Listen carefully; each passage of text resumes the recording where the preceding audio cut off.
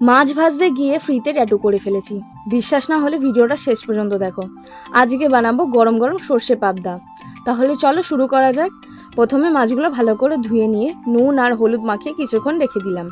আর সেই ফাঁকে বানিয়ে ফেলি সর্ষের পেস্ট। যেহেতু আমি একটু কুড়ে, তাই সর্ষে বাটা ঝামেলায় না গিয়ে সর্ষে পাউডার দিয়ে কাজ চালিয়ে নিলাম। সর্ষের গুঁড়োটা জলে ভালো করে গুলিয়ে রেখে দিলাম। এবার আসল কাজ, মাছ ভাজা।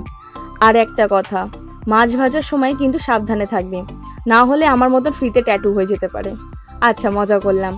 তবে সত্যি বলছি, মাছ ভাজার ছিটে থেকে বাঁচতে গিয়ে আমি এমন পালিয়েছি যে শেষে পাই গুঁতো খেয়ে বসেছি। তাই রান্নার সঙ্গে সঙ্গে নিজের খেয়ালটাও রাখতে হবে কিন্তু। যাই হোক, এবার রান্নায় ফিরে আসি। মাছ ভাজা হয়ে গেলে ওই তেলেই দিয়ে দিলাম কালো জিরে আর কাঁচা লঙ্কা। ফোড়নের সুন্দর গন্ধ বেরোতেই ঢেলে দিলাম আগে থেকে গুলে রাখা সর্ষের জল। এরপর পরিমাণ মতো নুন, হলুদ আর গুঁড়ো লঙ্কা দিয়ে ভালো করে ফুটিয়ে নিলাম।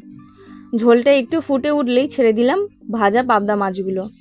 তারপর খুব সাবধানে উল্টে পাল্টে মশলাগুলোর সঙ্গে ভালো করে মিশিয়ে নিলাম, যাতে মাছ ভেঙে না যায়। আর ব্যাস, তৈরি হয়ে গেল দারুণ স্বাদের সর্ষে পাবদা। সর্ষের ঝাঁজ, কাঁচা লঙ্কার গন্ধ আর নরম পাবদা মাছ সব মিলিয়ে ভাতের সঙ্গে একেবারে জমে যাবে।